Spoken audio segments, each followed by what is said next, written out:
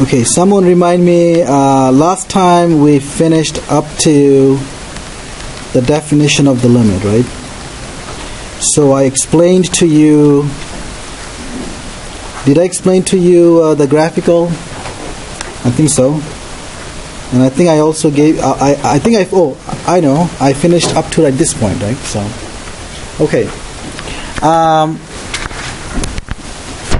So let's move on from that point. So today, I want to say that when you take the limit as n goes to infinity of a sequence an, and if the limit turns out to be infinity, what does it mean when we say that the limit of the sequence is infinity? Well, what it means is that you provide me any large number you can think of. Okay? No matter how big of a large number you give me, let's say capital N, let's say someone here, let's say gives me the number capital N, wild big number. Okay? If the limit is infinity, what does it mean? It means that no matter how big M is, I can walk along the sequence far enough such that after some point on, every single term will be bigger than M. Does that make sense?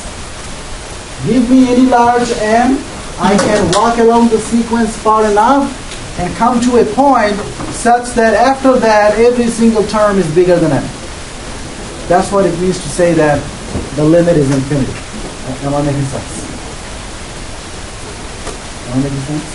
In other words, no matter how big M you give me, the sequence, every single term of the sequence will be bigger than M, except for finitely many terms. Okay. So if the limit is infinity, it means that no matter how big M you give me, all the terms of the sequence will be bigger than M except for finitely many terms. In this case, we say that the sequence diverges to infinity. We say that the sequence is still divergent. It diverges to infinity. If the limit of the sequence is negative infinity, you have a similar meaning. And in that case, we will say that the sequence diverges to negative infinity. So I have two very easy examples of this. One is the limit of n squared. The limit of n squared is obviously infinity, right? As n goes to infinity, n squared goes to infinity. And the limit of negative n squared, will obviously be negative infinity, right? Is everybody okay? Okay, so let's look at a not so clear example. The limit as n goes to infinity, negative 2n squared plus n plus 6 divided by 3n plus 5. What's the limit here? So what trick should I apply here? Well, the trick we are going to do here is the same as before. I am going to factor out the highest order term. In fact, if you don't mind, let me factor out not only n squared. I'm going to factor out negative 2n squared, if you don't mind. Is that okay? Okay, let me just factor out n squared. Zach doesn't like it. Okay. So let's listen to him. So that we get negative 2 plus 1 over n plus 6 over n squared. And then in the denominator, I'm going to factor out n and get 3 plus 5 over n. Are we okay with that? So that's equal to what? Let me come up here. This is the limit as n goes to infinity. N squared and n cancels out to n, and then I get n multiplied with negative 2 plus 1 over n plus 6 over n squared divided by 3 plus 5 over n. Okay, let me put that in parentheses. Now think about what's the limit.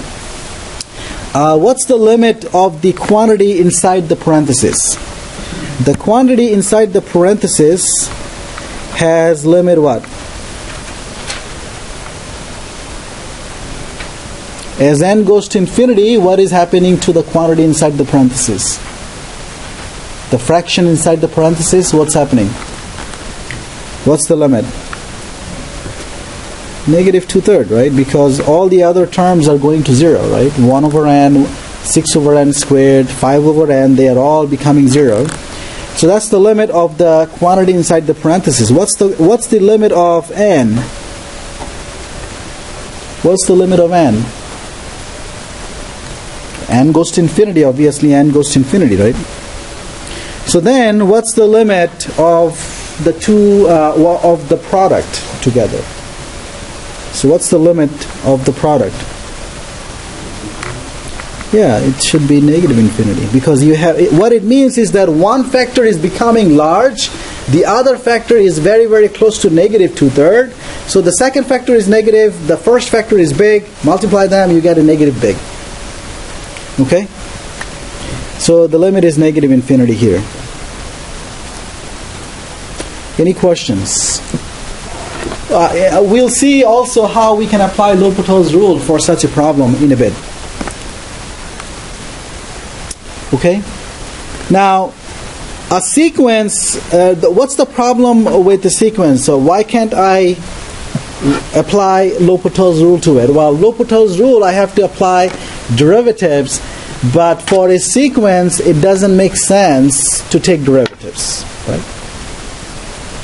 So, in order to get there, first of all, I have to think about something else.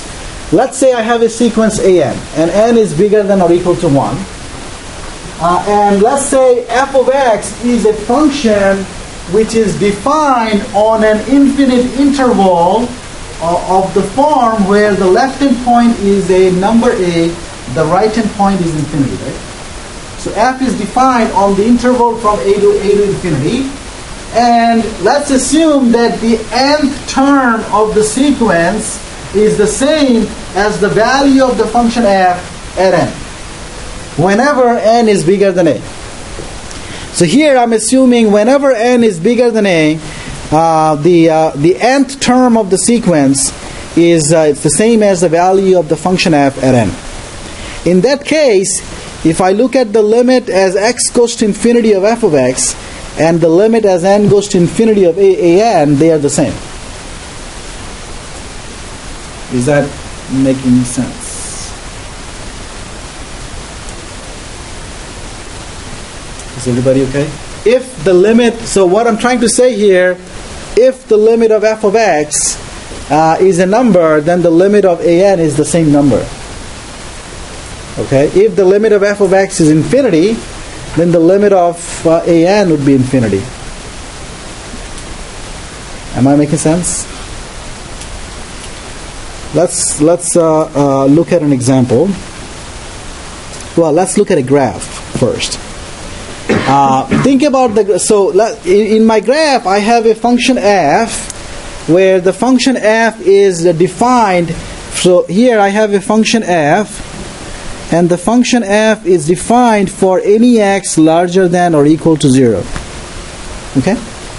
And then I have a sequence here, an. An is basically the value of f at n. And this is for any n larger or equal to 1. So what's the relationship between the graph of f and the graph of an? Well, the graph of an is basically a bunch of points on the graph of f, right? Am I right?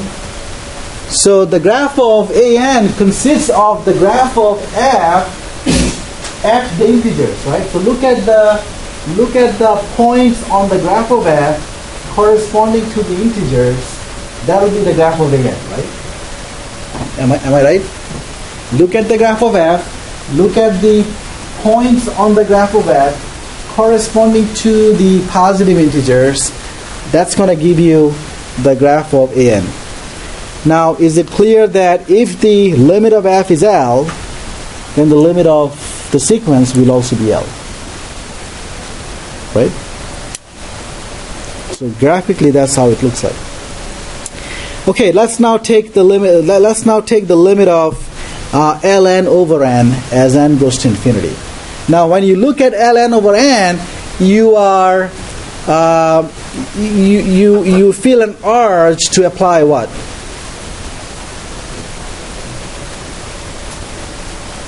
Maybe you don't feel an urge, but you feel like using what? L'Hopital's rule. However, there is a problem. The problem is for a sequence, a derivative wouldn't make sense, right? Derivative is so if I have a function, right? For example, if I have this function, right? What is the meaning of the derivative at this point? The derivative at this point means what? Well, it's the slope of the tangent line at that point. It means that if you look at a very small portion around that point, right, it looks like a tangent line. It looks like a straight line, and slope of that line is that. But however, if you have just a sequence, right, the points are discrete. So if you pick a point, you cannot really pick a very small interval around that point, right? Am I making sense? So derivative wouldn't make sense for a sequence, right? Think about instantaneous velocity. That's the derivative, right? Instantaneous velocity, right? And you're thinking about the average velocity at a very tiny interval, right? Am I making sense? So in any case, before I apply, but now I can apply, I'm saying that I cannot directly apply L'Hopital's rule to this guy, but what I could do is I can think of this, so let's call this sequence an, and then let's think about a corresponding function which is defined on an infinite interval. So f of x is ln of x divided by x, and this guy makes sense for any x larger than 0, right? And notice what is an then? An is the same as f of n, right? So, but I can apply L'Hopital's rule to this function f, right? So let's just do that. So I'm going to apply limit as x goes to infinity to ln x over x. And by using L'Hopital's rule, what do I get? Can I apply L'Hopital's rule, by the way? What's the limit form? The limit form is infinity over infinity, so I can. As x goes to infinity, I get 1 over x is the derivative of ln of x, and then I get 1 for the derivative of x. And that limit is obviously 0. Okay, and so because of that, I could also say that this limit here is also 0. Okay? Is that making sense? However, should I always just change the sequence, replace n by x, and then use the L'Hopital's rule? No, not really. We are just going to change our view in our head. So that is, when I am looking at the limit of ln over n, before I apply L'Hopital's rule, I'm going to think of n as a real variable. That is, I'm going to think of ln over n being defined for any real number n from 0 to infinity. Okay? And then just think of n as x, and then apply the L'Hopital's rule. And if I apply L'Hopital's rule, I'm going to get the limit of 1 over n over 1, and then that's going to be 0, right? Am I making sense? We are being a little bit sloppy here, but as long as we know what we are doing, it's okay.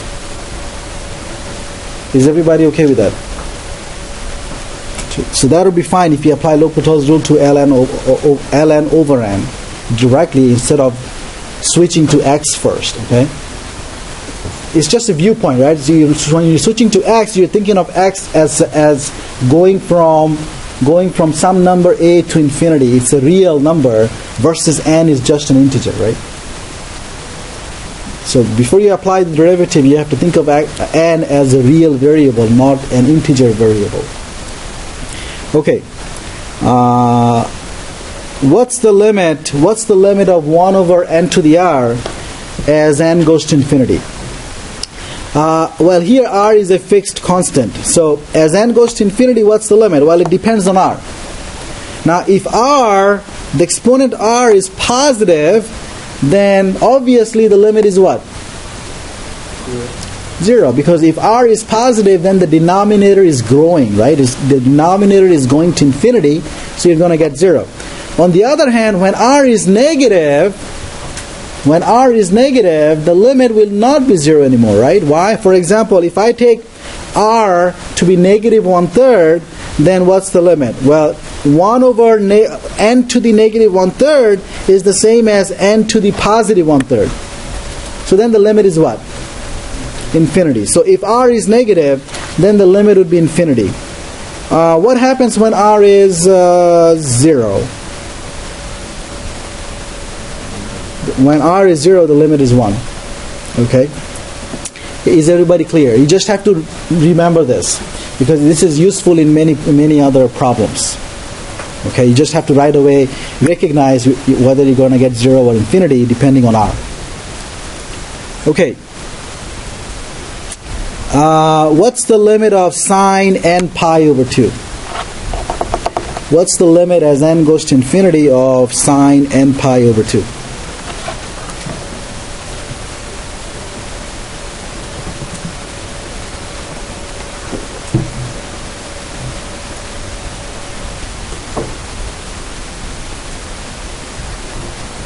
Anybody? Guess? Even if it is 10%, even if you're only 10% confident, what's the guess? Very good. It should be divergent. Let's see what are the terms of the sequence, right? When n is 0, what's the value? Let's say this is defined for n larger or equal to 0, right? So when n is 0, what is the value of the sequence? 0. Sine 0 is 0. When n is 1, you get pi over 2. Sine pi over 2 is? When n is 2, sine of pi is? When n is 3, what are you going to get next? Next? You see what's happening is that the first 4 terms are repeating. So what happens? Does the sequence converge to one number? No, it is divergent. The limit doesn't exist. Okay? Infinitely many terms are 1. Infinitely many terms are negative 1. Infinitely many terms are 0. So the sequence can't converge to one single number, right? Okay?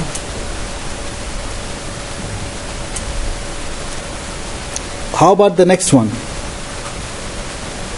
What are the terms here? Let's say n is again greater than or equal to 0. What are the terms here? When n is 0, you get positive 1. And negative 1, positive 1, negative 1, ... Again, divergent. Okay.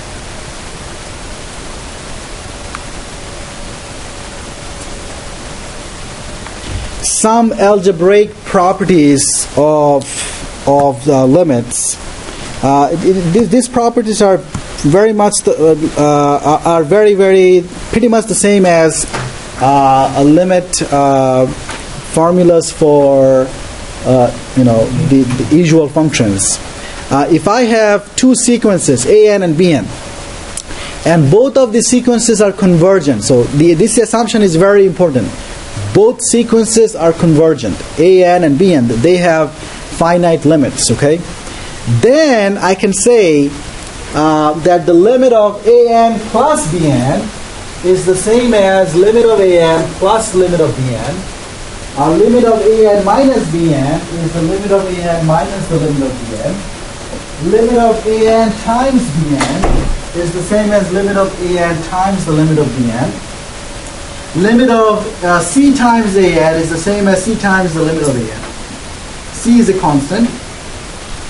Limit of an divided by bn is limit of an divided by limit of bn, as long as the limit of bn is not 0. As long as the limit of bn is not 0.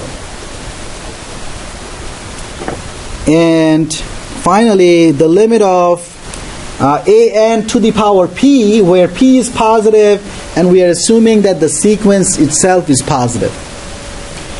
Then the limit of an to the p is the same as you take the limit of an first and then raise it to p. And I'm going to demonstrate all of them by using some examples here, okay? Let's assume that, so I am taking a limit here. I'm taking a sequence here which is 2n divided by n plus 1. What is the limit of, notice that I'm not writing as n goes to infinity anymore. Why?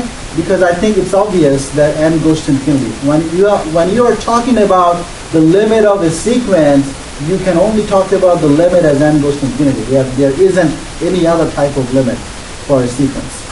So what is the limit as n goes to infinity of 2n over n plus 1? Well, because n is going to infinity, this 1 really doesn't matter. So what's the limit of 2n over n? 2. What's the limit of e to the 1 over n?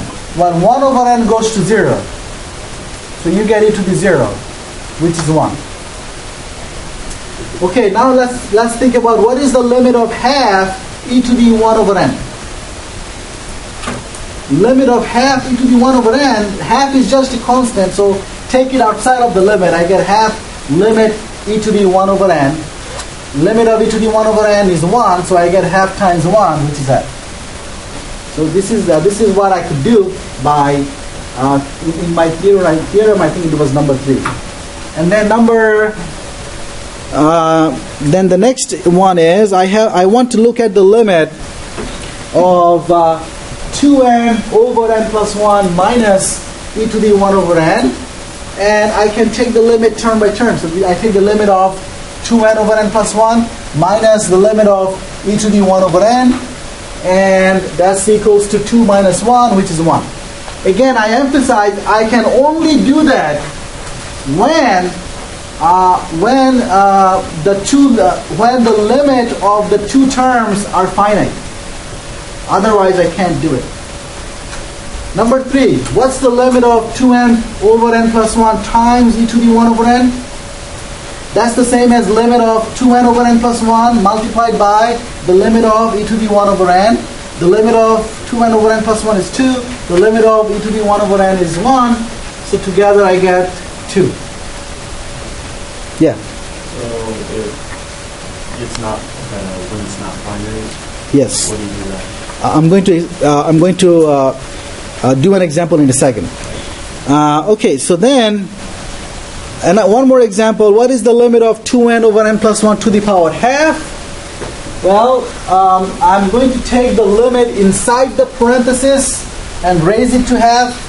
The limit of 2n over n plus 1 is 2, so I get 2 to the power half. Okay? Now, coming to Zach's question. So remember, these algebraic formulas for limits that I have, what's the assumption in the theorem?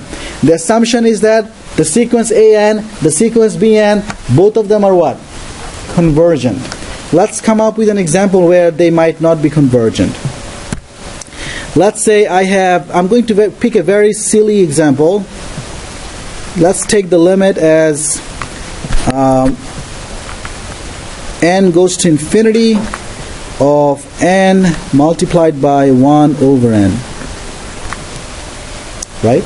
Now, if I apply my property number 4, like the product property, what am I going to get?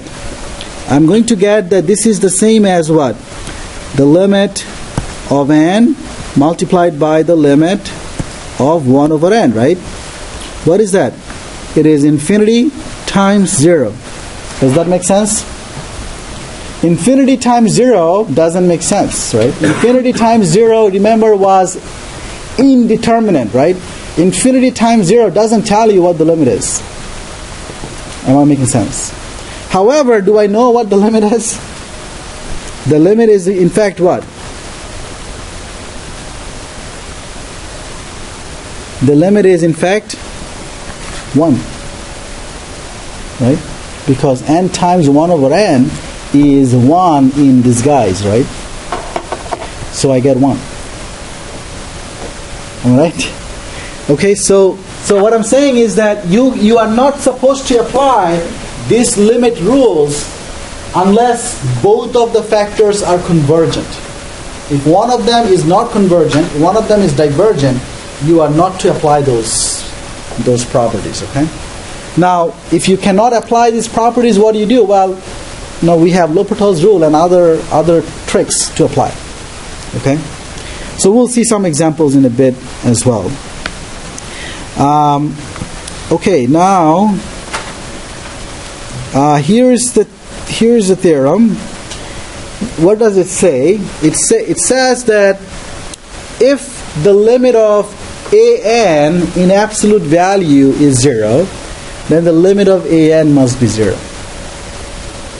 Am I making sense? If the limit of an in absolute value is 0, then the limit of an must be 0. Let me give you an easy example first. Let's think about an being -1 to the power n divided by n. And let's say I want to know what's the limit. Well, notice if I take the absolute value of an, I am going to get 1 over n. Right? Now what's the limit of 1 over n? The limit of 1 over n is obviously 0. And the theorem says if the limit of 1 over n is 0, then the limit of -1 to the n over n is also 0. After all, what's the difference? All I'm doing, my sequence an has some negative terms, some positive terms, right? All I'm doing by taking the absolute value is I'm making all the terms positive. So after making all the terms positive, if the sequence still goes to 0, right, then without the absolute value, the limit should still be 0. Is that making sense? If the limit of a sequence in absolute value is 0, then the limit of the sequence without the absolute value will also be 0. Is that okay? Yeah. What did you say before -1 to the n is divergent? -1 to the n by itself is divergent. When you divide by n. But when you are dividing by n, what's happening? What are the terms? Let's think about what are the terms here for an. When n is 1, you're getting -1. When n is 2, you're getting half. When n is 3, you're getting -1/3. When n is 4, you're getting 1/4, minus 1/5. So what is happening? The numerator is plus or minus 1. The denominator is growing. It's becoming big. Right? So the ratio will be pretty close to 0, but it could be close to 0 from the right or left, but indeed it is going to 0. Am I making sense? That is, if you just look at the even terms are becoming 0, right? Positive but becoming 0.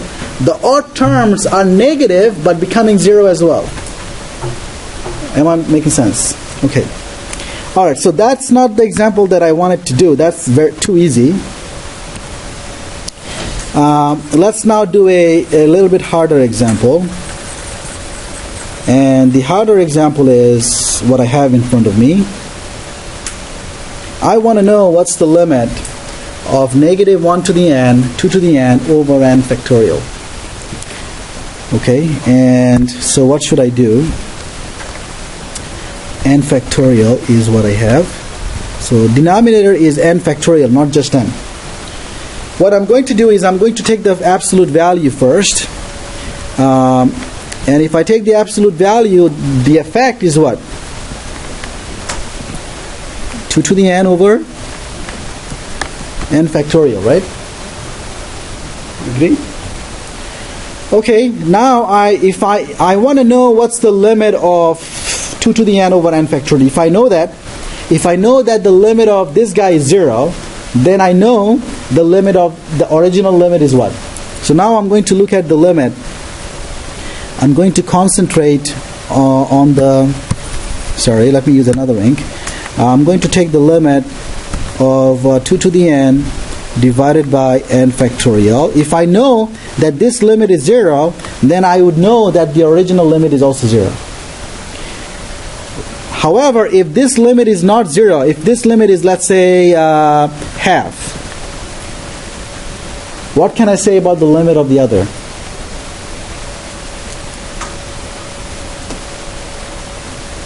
If the limit is half, what's that? The limit of original limit will be divergent. Why? Think about this. What you're saying is that in absolute value, the sequence is getting closer and closer to half, right? However, that would mean because you have negative 1 to the n, some terms will be actually close to half, some terms will be close to negative half, right? Am I making sense? So the limit will be undefined in that case. Okay, let me delete this. I want to show that the limit is 0 now. How would I do it? Well, we are going to concentrate on 2 to the power n divided by n factorial and analyze what that is. Notice that this is equal to what? 2 to the n. So that means I am multiplying 2 times 2 times 2 dot dot dot times 2 times 2. How many times? N times. And then in the denominator, what do I have? I have n minus 1, n minus 2, dot dot dot, 2, and 1, right? You agree? Okay, now let's think about it one more time.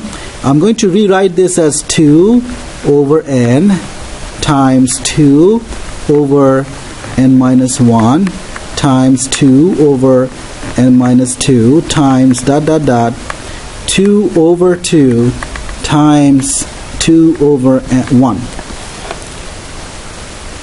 Is everybody okay? Now I'm going to think about these guys in parentheses. Notice that each one of them is what? Each one of them is less than or equal to 1. You agree? Well, if each one of them is less than or equal to 1, then the whole thing would be less than or equal to what? 2 over n times 1 dot dot dot times 1 times 2 over 1, right? You agree? Each one of them is less than 1. So that means the whole thing is less than or equal to what? 4 divided by n.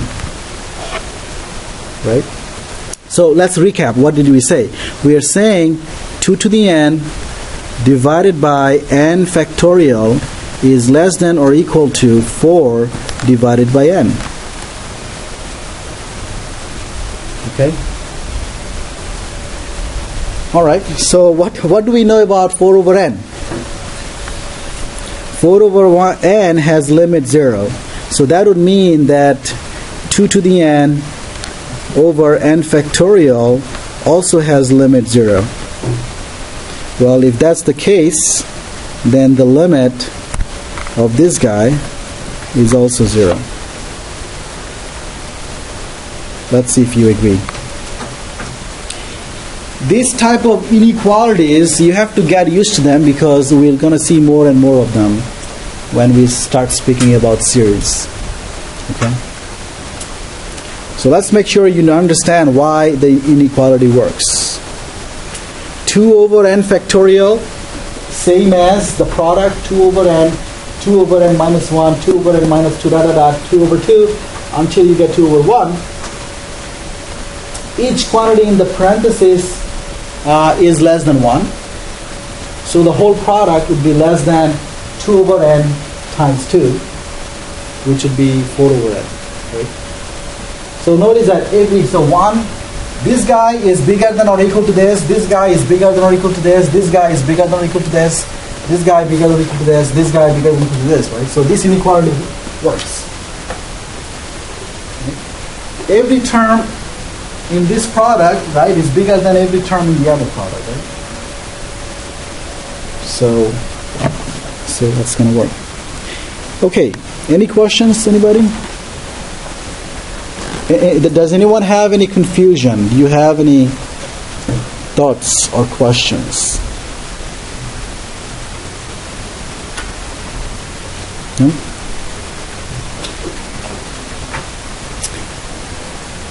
Okay, so another theorem. Let's say the limit of an is L, and f is a continuous function at L. Then what's the limit of f at an? So I have a sequence, right? I have a sequence here, A1, I have a sequence A1, A2, A3, A4, right? And then I am looking at a function f. I'm evaluating the function at the terms of the sequence. So I'm looking at f of A1, f of A2, f of A3, f of A4, and So I have a new sequence, right? F of an. What's the limit of that? The limit of f of an is the same as f of L, where L is the limit of n. And f must, however, be continuous at L. Otherwise, it's not going to work. F has to be continuous at L, at the limit L. Otherwise, it's not going to work. So let me give you a very quick example of that. I have the limit as n goes to infinity of sine at n pi over 2n plus 1. What's the limit? And the answer is, I know that sine is a continuous function, so I can use my theorem. I could say that this is the same as the limit of sine. No, sorry. Let me write it down here. So this would be equal to the sine of the limit n goes to infinity and pi over 2n plus 1. What's the limit of n pi over 2n plus 1?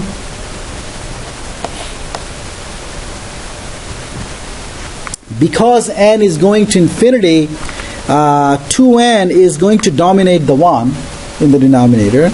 So the limit is simply what?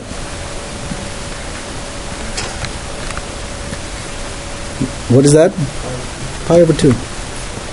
And what is sine pi over 2?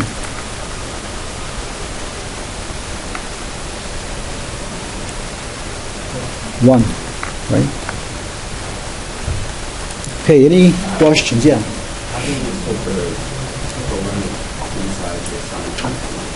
Yeah, because of that theorem, 5, right? It says that if you're looking at, so think of sine as f, right? And think of the whatever you have inside the parentheses as an, right? So then you are applying that theorem. The theorem says that the limit of f of an is the same as f of the limit of an.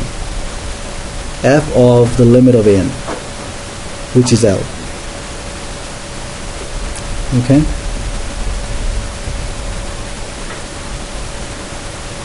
The quantity in parentheses goes to pi over 2, so the limit would be sine of pi over 2, and sine pi over 2 is 1.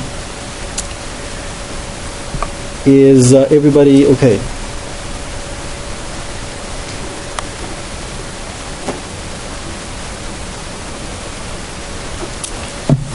Idea of increasing, decreasing also occurs when you talk about sequences. This is a very similar definition as we had for a function defined on an interval. A sequence is increasing. When does that happen? Well, a sequence is increasing if any term is smaller than the next term. Am I making sense? A sequence is increasing if any given term is smaller than the next term. So that is, the next term is always bigger. The next term is always bigger if the sequence is increasing. That is, the nth term, an, is smaller than an plus 1 for any n. An is less than an plus 1 for any n. So that tells you the next term is always bigger. Decreasing, it means the opposite. Decreasing means that any given term is smaller than the next term. Any given term is smaller than the... what am I saying? Decreasing means that any term is bigger than the next term, right? The next term is always smaller. The next term is always smaller. So any given term is bigger than the next term, right? That's when it's decreasing. A sequence is called monotonic if either it is increasing or it is decreasing, one or the other. Okay? It's going to be called monotonic. Okay? Okay, the sequence an equals to n, is that increasing or decreasing? The sequence an equals to n, increasing or decreasing? Increasing. But let me show you why by using the definition. What is the nth term? The nth term is n. And what is the n plus first term? The n plus first term is n plus 1. So that tells you that the nth term is less than the next term, an plus 1. So that tells you that it is increasing. Everybody's okay?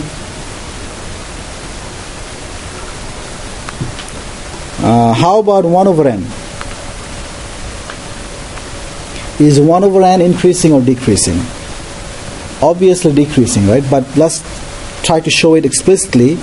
What is an plus 1?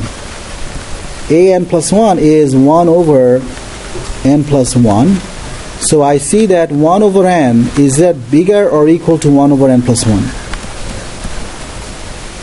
1 over n is obviously bigger than 1 over n plus 1. Why? Because on the right hand side the denominator is bigger. But this is an, this is an plus 1.